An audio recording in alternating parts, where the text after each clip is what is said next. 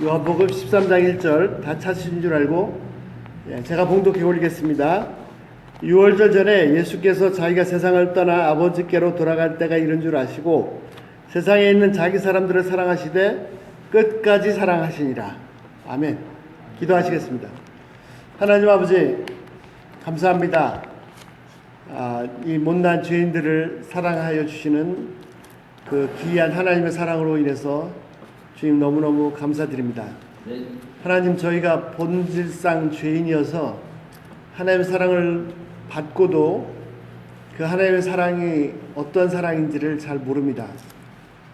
저희들에게 지혜와 계시의 영을 넘치도록 부어주셔서 하나님의 사랑의 그 본질을 좀 더 깊이 제대로 알 수 있도록 도와주시옵소서. 그 사랑에 사로잡혀서 또 그 사랑이 충만하여서 그 사랑이 흘러넘칠 수 있도록 주위 사람들을 사랑할 수 있도록 역사하여 주시옵소서. 저희들의 눈을 열어 주의 사랑의 기이한 것을 볼 수 있도록 도와주시옵소서. 감사드리며 예수 이름으로 기도했습니다. 아멘.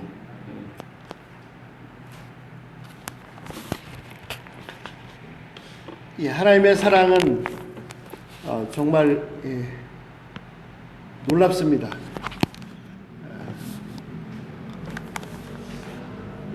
그 죄인이 하나님의 사랑을 깨달을 수 있는 데는 한계가 있는 것 같습니다. 오늘 특별히 그 유명한 말씀이죠. 오늘 13장 요한복음 13장 1절 말씀을 통해서 하나님의 사랑을 조금 더 배울 수 있기를 기도합니다. 자, 본문의 내용을 보시면요, 예수님께서 이제 그 고난 주간입니다. 그래서 6월절에 잡히셔서 고난 받으시고 십자가에서 돌아가시고 그 다음에 6월절 지나서 부활하셨는데 그 주간입니다.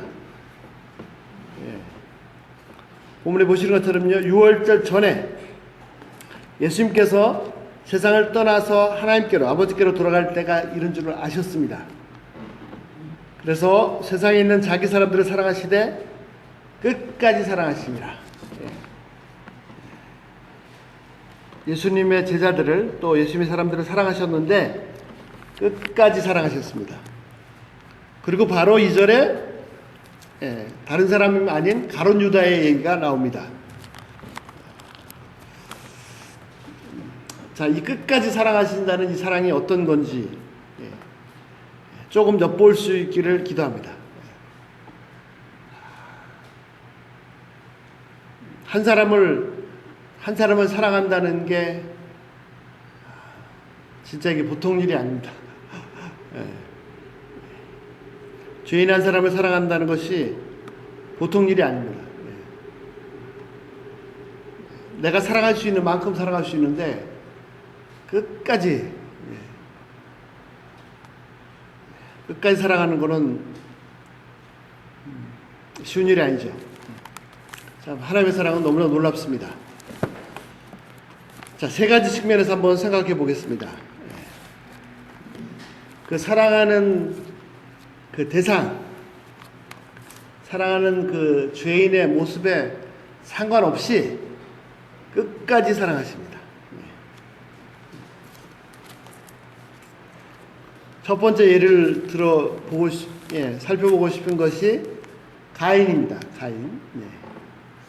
창세기 4장에 나와 있습니다. 가인이 처음에 제사를 잘못 드렸습니다. 어떻게 드렸는지, 왜 잘못 드렸는지는 본문에 안 나와 있습니다.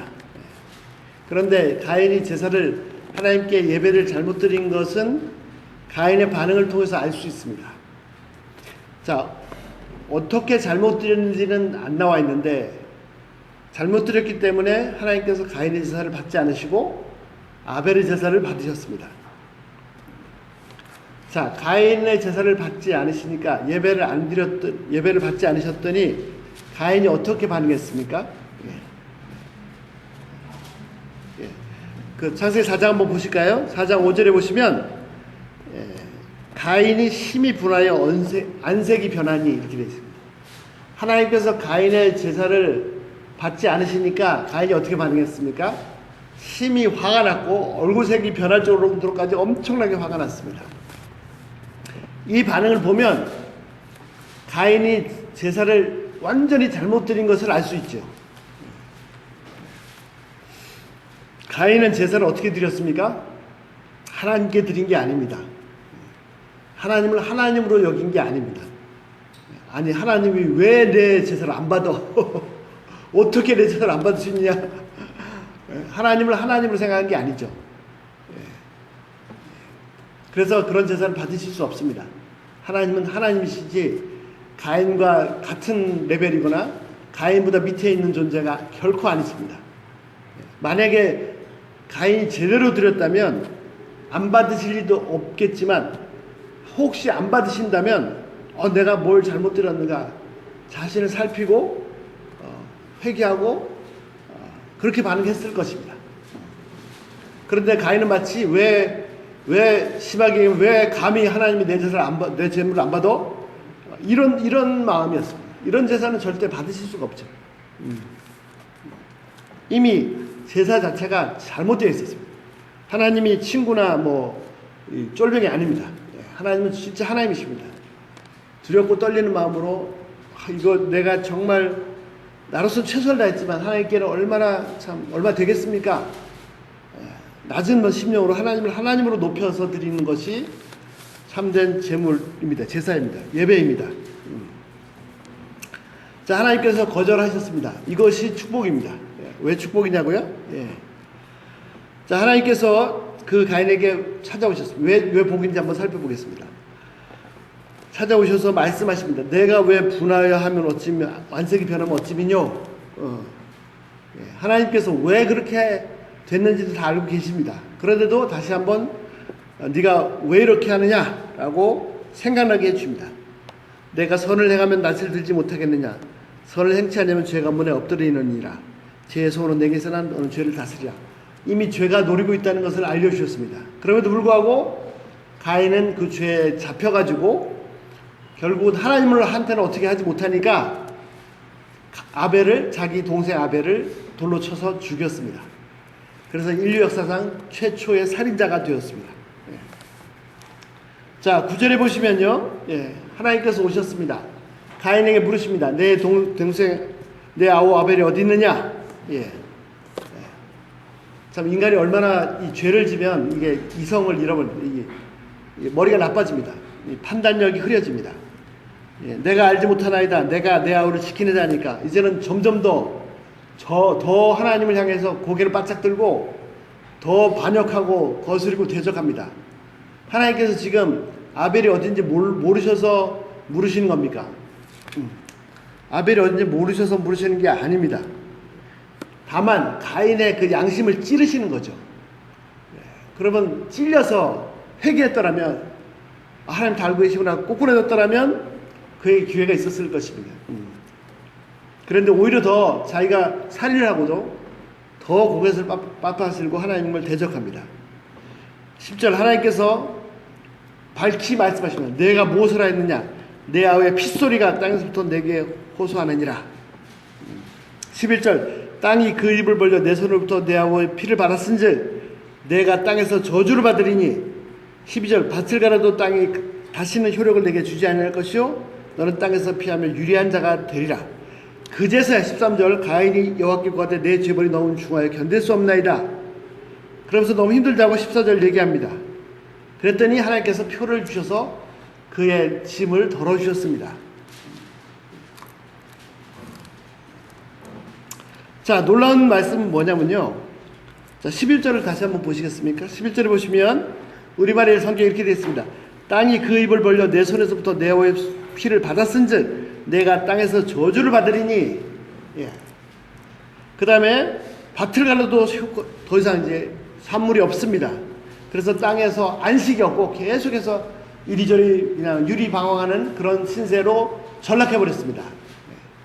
그런데 참 놀라운 말씀은요, 뭐가 놀라운 말씀이냐면, 우리말 성경은 번역이 안 됐는데 11절이 원래 히브리어 원절을 보면은 어떻게 시작됐냐면,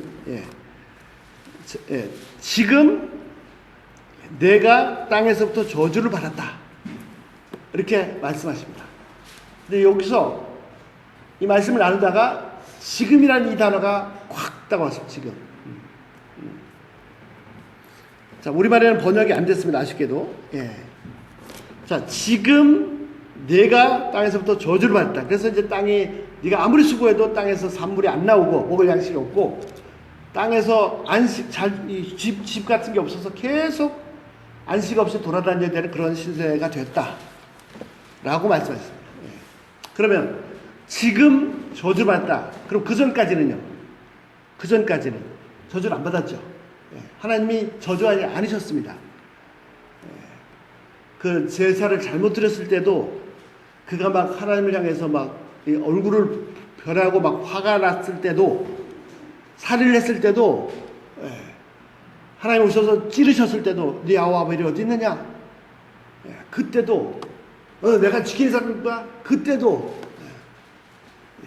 예. 가인이 아벨을 쳐 죽였을 때 저주받지 않았습니다. 예. 언제 저주받았습니까? 끝까지 가니까 하나님도 끝까지 가셨어요. 끝까지. 예. 자, 부모가 자녀를 훈육할 때 매를 듭니다. 매를 드는 것이 본심이 아닙니다. 예. 부모가 매를 드는 것이 본심이 아닙니다. 가능하면 매를 안 들고 싶습니다. 예. 그러면 잘못을 지적했을 때 빨리 돌이키면 매를 안 맞죠. 그러면 본인도 좋겠지만 부모도 마음이 편하죠. 예.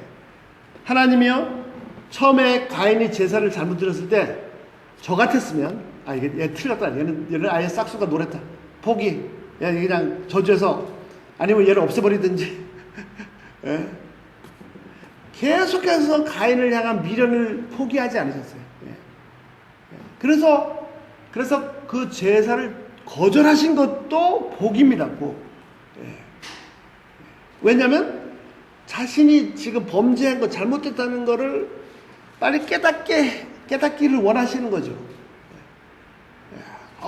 이게 왜 내가 이 죄물 왜 이걸 하나님 안 받으시지? 뭐가 잘못됐을까? 다시 좀 더 마음을 낮추고 더 겸손하게 그렇게 하도록. 네. 그런데 점점점 아예 노골적으로 말씀해. 너 조금 더 하면 죄가 널 잡아먹을 거야. 조심해야 된다. 계속 경고하시고. 근데도 결국 죄가 먹혀서 살인까지 했습니다. 이걸 어떻게 당장 저주하지 않으셨어요. 또다시 기회를 네 아벨이 어디 있느냐. 그때 무너졌다면 다윗처럼 무너졌다면 예? 그 다윗 유명한 사건 아시죠? 몇 번 나눴습니다. 예. 우리아의 아내를 취하고 우리아를 죽였습니다. 그리고도 아주 뻣뻣하게 살고 있을 때 나단 선지자가 와서 당신입니다 지적했을 때 예?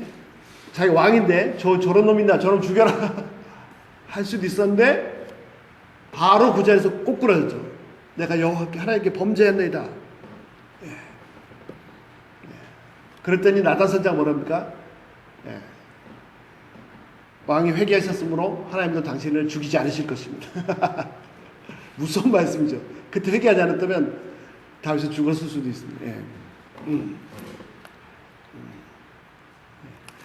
계속해서 이 가인이 여러 번 기회가 있었습니다. 여러 번. 이 저주하는 이 매를 드는 걸 계속 미루시면서 끝까지. 그리고 매를 대실 때도요, 매를 대시면서도 그 가인이 아파하는 것 때문에 하나님도 힘드신 거죠. 그러니까 막 가인이 나 너무 죽겠습니다. 사람들이 저를 보면 죽일 겁니다. 아니 가인 보면 왜 죽입니까?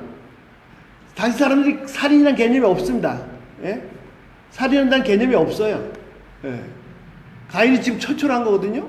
가인을 왜 죽입니까? 안 죽여요. 예. 또 그런 질문을 하죠. 아니 지금 성경 봤더니 뭐 가인과 아벨밖에 없는데 그 다른 사람들이 어디 있느냐? 정말 무식한 얘기. 예. 예. 가인과 아벨 셋을 낳았을 때가 아담이 130살이었습니다. 그러면 그 130살 이전에 가인과 아벨을 낳았겠지요. 그러면 130살 될 때까지 세 사람만 낳았겠습니까? 옛날에 피임도 모를 때인데 130년 동안 계속해서 사람들이 나았겠죠. 번창했겠죠. 그러나 성경은 의미 중심, 구속사, 하나님의 구원 역사에 해당되는 사건만 기록했기 때문에 여기 사람들이 이렇게밖에 안 나오는 것이지, 실제로 많은 사람들이 번창했습니다. 당연히요. 자, 다른 사람들이 가인을 죽일 이유가 없습니다. 왜 죽입니까? 사람을 죽인다는 것도 잘 몰라요. 근데 가인이 다른 사람이 날 만나면 날 죽일 겁니다. 왜요? 자기가 살인을 했기 때문에요. 자기가 죄를 지었기 때문에. 그러니까 힘들다 그러니까 또 하나님이 아이고 그래 저 같았으면 그냥 얼굴 그냥 이를 악물고 아이고 저런 놈은 너 같은 놈은 죽어도 돼 막 이렇게 했을지도 모르겠는데 징계를 저주를 하시면서도 또 힘들다 그러니까 아 그래 표를 또 달아주셨습니다. 자, 표란 말이요 오트란 말인데요, 히브리어 글자의 마지막 글자 타브라는 글자입니다. 근데 마지막 글자 타브가 어떻게 생겼냐면 작대기 두 개를 딱 걸쳐 놓은 겁니다. 하나님께서 가인에게 주신 표가 십자가 표입니다. 십자가 타브 글자. 자, 좀 이렇게 되시나요?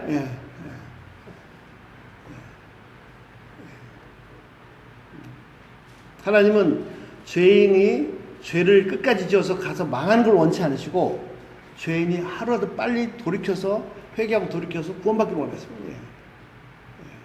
징계하시는 것이 하나님의 본심이 아닙니다. 자, 그 유명한 요나 선지자입니다. 요나 선지자. 요나 선지자 잘 아시는 사건이죠. 요나가 하나님이 니느웨로 가서 회개의 메시지를 전하라고 했는데 요나는 하나님을 알았습니다. 그래서 니느웨가 회개하고 구원받는 걸 원치 않았습니다. 그래서 하나님이 거스려서 불순종해서 반대 방향으로 갔습니다.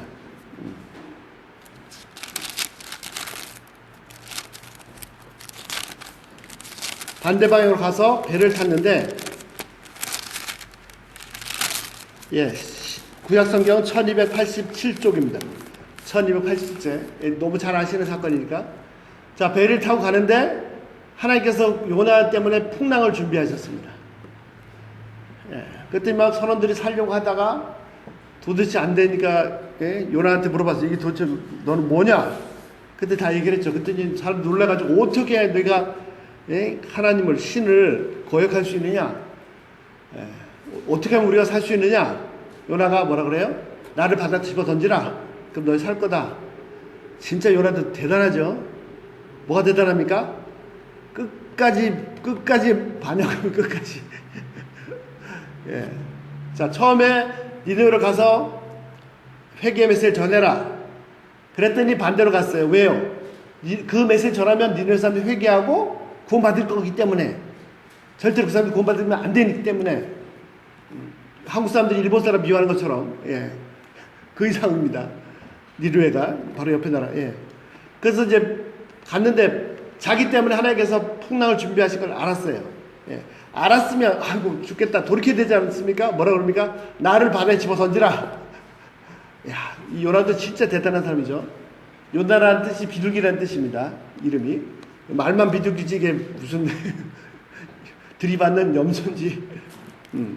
자, 그래서 이제 그 바다에 들어갔습니다. 바다에 던졌더니 풍랑이 잠잠해지고 배가 살았어요. 그랬더니 사람들이 놀래가지고 전혀 하나님 모르던 사람들이 회개하고 하나님께 경배하고 서원하고 제사 드리고 오히려 요나의 불순종도 사용하셔서 다른 사람들을 구원하셨습니다.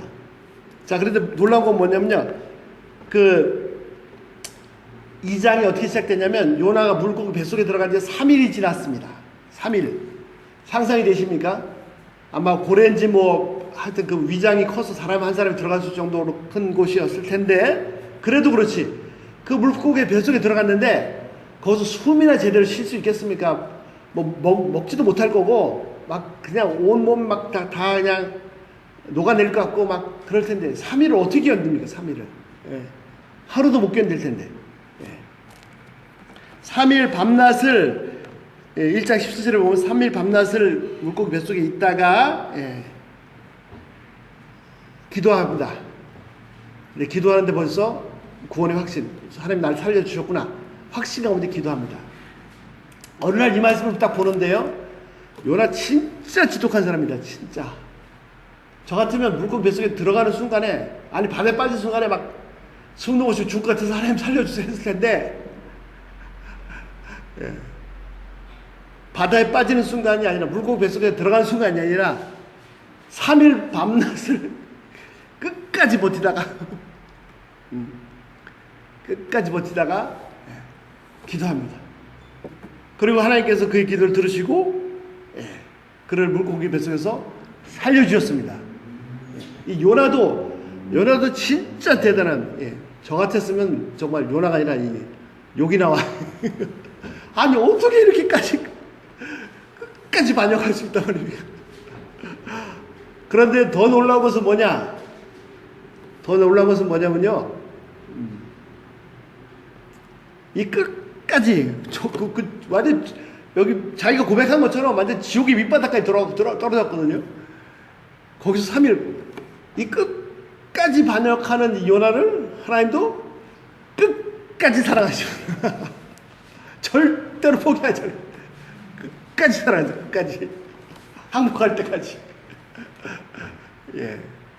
그래서 요나서의 내용은요, 그래서 요나가 돌아가서 전했더니 니느웨가 회개했다 이런 내용인데, 참 더 놀라운 것은 뭐냐면요, 하나님의 관심은 니느웨도 있지만, 니느웨도 있지만 바로 요나에게 있습니다. 요나에게. 자, 요나가 돌아갔습니다. 가서 이제 할 수 없이 억지로 끌려가서 이제 전했는데 어떻게 전했습니까? 니느웨 성이 3일 길입니다. 옛날에는 차가 없잖아요.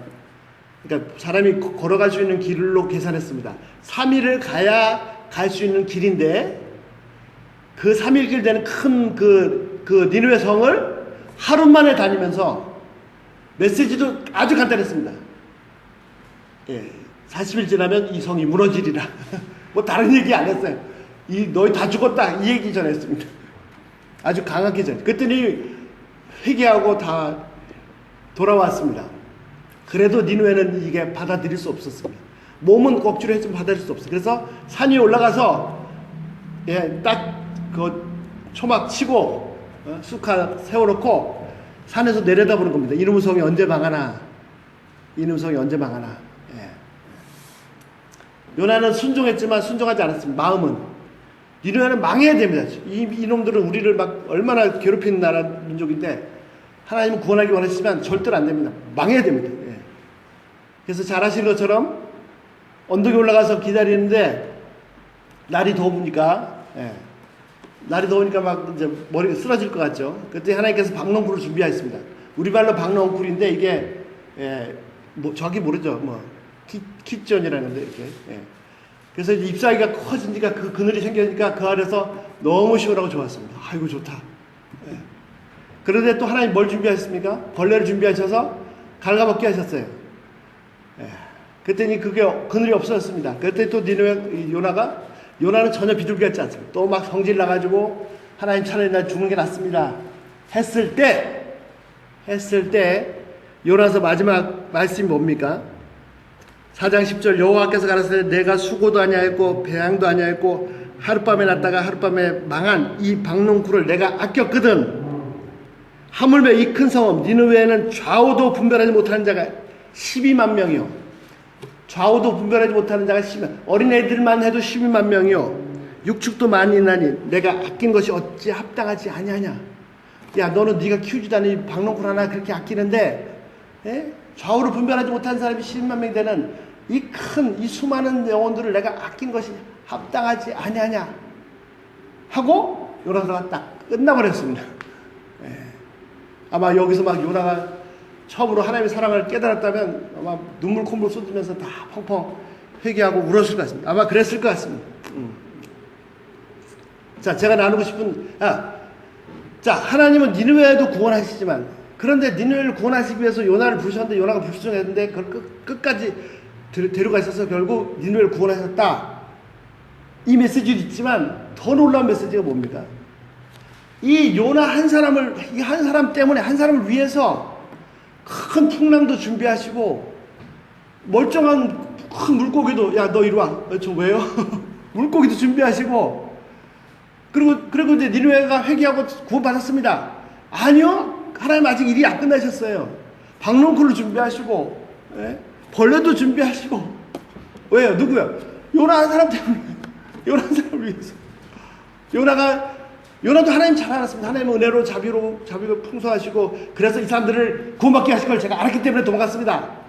했는데 하나님의 사랑을 알았는데 끝까지 사랑하시는 진짜 하나님의 사랑에 도달하지 못했습니다. 그래서 그 요나 한 사람이 그 사랑을 알도록까지 막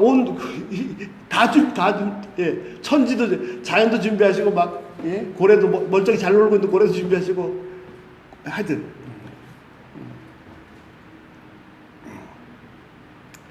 정말 한 사람을 사랑한다는 건 쉽지 않습니다. 예. 예. 심지어 내가 돕고 있는데도 예.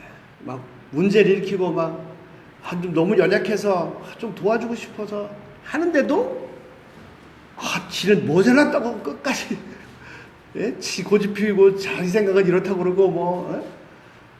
그게 뻔하게 망하는 길인데도 웬만큼 하면은 막 속에서 열불나죠. 불나고 그냥 저런 거 당장 포기하고 싶고 하나님은 저희를 끝까지 사랑하십니다. 끝까지. 자, 첫 번째 살펴본 건 뭐냐면요. 나의 모습에 상관없이 하나님은 끝까지 사랑하십니다. 끝까지. 하나님은 진실로 그 죄가 아무리 커도 그가 아무리 악한 자라도 끝까지 사랑하십니다. 왜요? 왜 하나님은 끝까지 사랑하십니까? 왜 하나님 뭐가 아쉬우셔서요? 뭐가 부족해서? 그 못난 죄인들을 뭐가 아쉬워서 왜 끝까지 사랑하시나요? 왜 끝까지 사랑하셔야 되나요? 예. 예? 왜죠? 하나님께서 뭐 잘못하시겠습니까? 아닙니다. 왜 끝까지 사랑하십니까? 왜? 이게 그분의 본성이시기 때문입니다. 이게 그분의 본질이시기 때문입니다. 그래서 요한이 말했습니다. 하나님은 사랑이시다.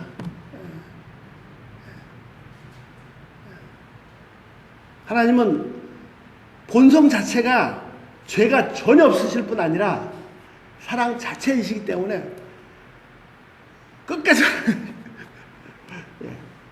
내가 할 수 있는 만큼 사랑하는데 그 사랑이 아닙니다. 본성 자체가 사랑이시기 때문에 그분에게서 나올 수 있는 것이 사랑밖에 없습니다. 두 번째 끝까지 사랑하신다는 게 어떤 의미인가? 다시 요한복음입니다. 죄송합니다.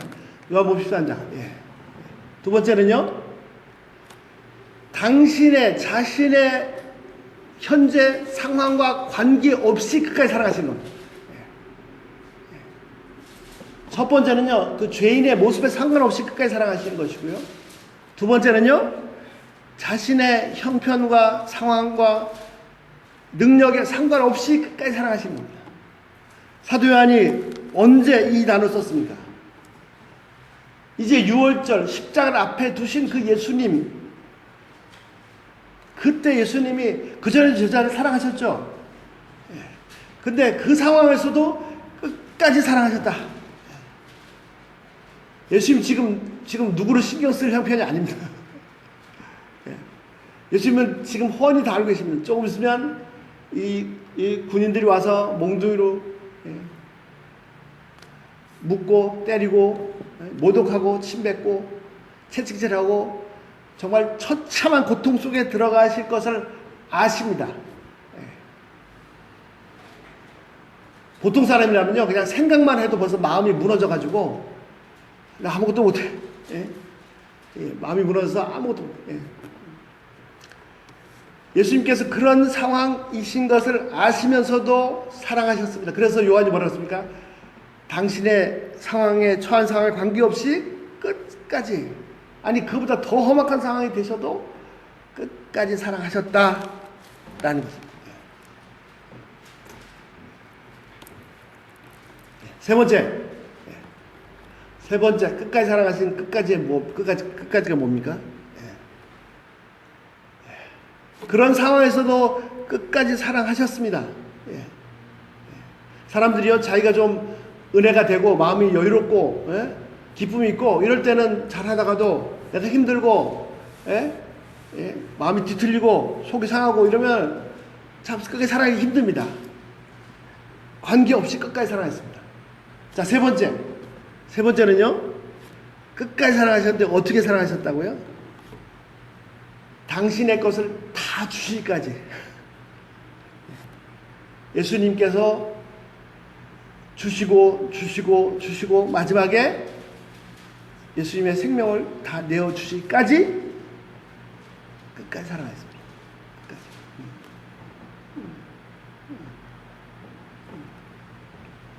인간으로서는 불가능한 사랑이에요. 그래서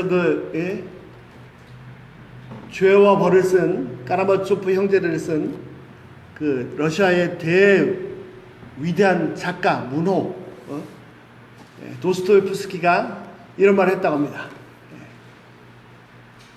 도스토옙스키가 뭐라고 했냐면, 예수는 가룟 유다를 사랑하지 않았다.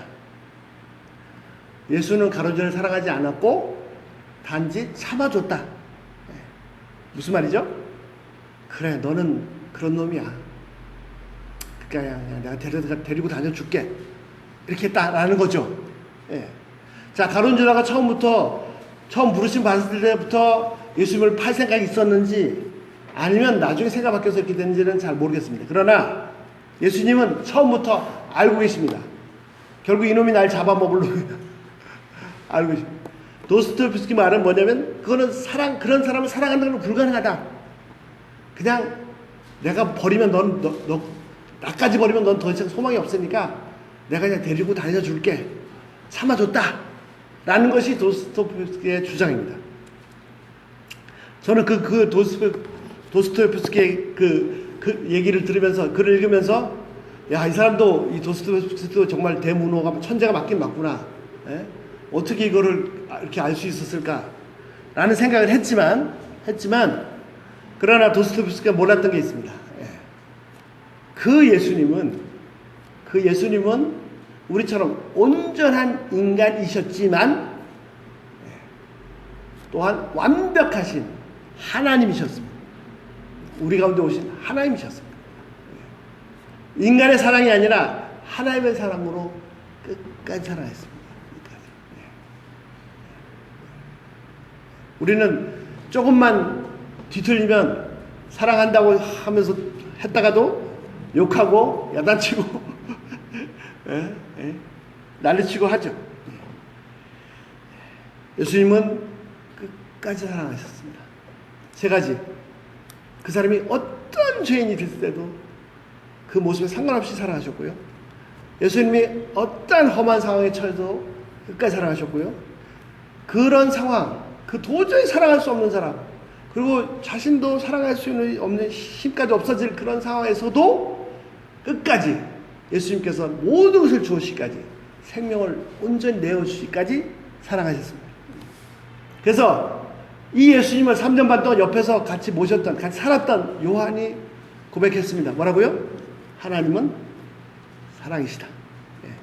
하나님은 우리 한 사람 한 사람을 진짜로 끝까지 사랑하십니다.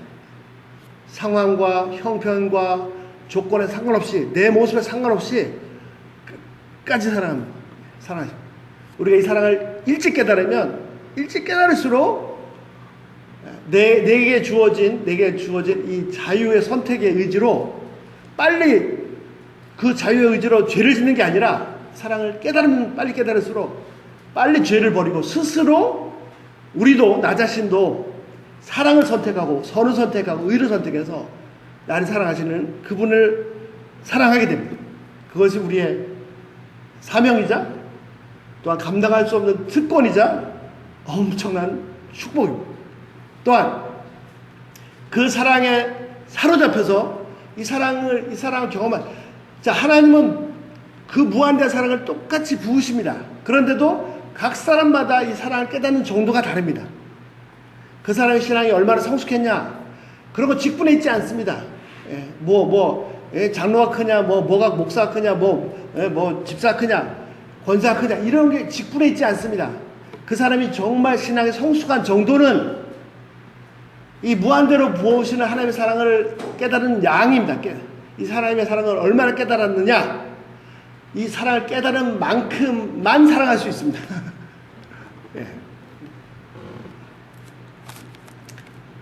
저희도 이 하나님의 사랑을 날마다 새롭게, 예레미야 선지자처럼 날마다 새롭게 또 새롭게 깨달을 수 있기를 기도합니다. 어저께도 정말 하나님의 사랑에 감격해서 와, 하나님의 사랑이 놀랍구나 했는데, 날이 바뀌어서 오늘 또 그 사랑을 깨달고 봤더니 어제는 내가 전혀 깨닫지 못한 것 같은, 그렇게 항상 새롭게 하나님의 사랑을 깨달으시길 기도합니다. 그 사랑으로 사로잡히시길 기도합니다.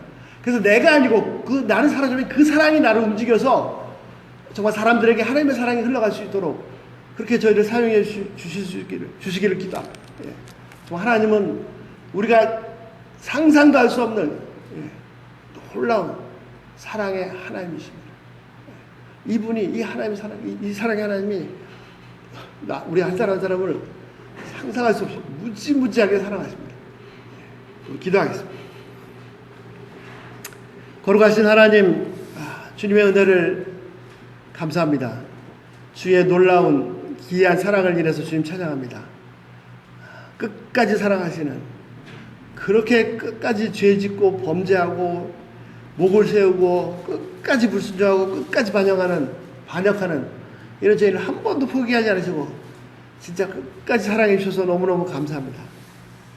십자가의 생명을 주시기까지 사랑해 주셔서 정말 감사합니다. 그러나 하나님, 잠언의 고백처럼 저희가 깨닫는 것이 미련하기가 짐승과 같습니다.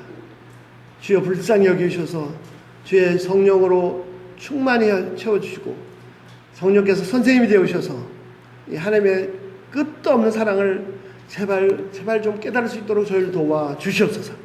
이 사랑으로, 이 사랑에 사로잡혀서 충만케 되어서 이 사랑이 흘러갈 수 있도록 저희를 사용해 주시옵소서. 감사드리며 예수님을 드렸습니다.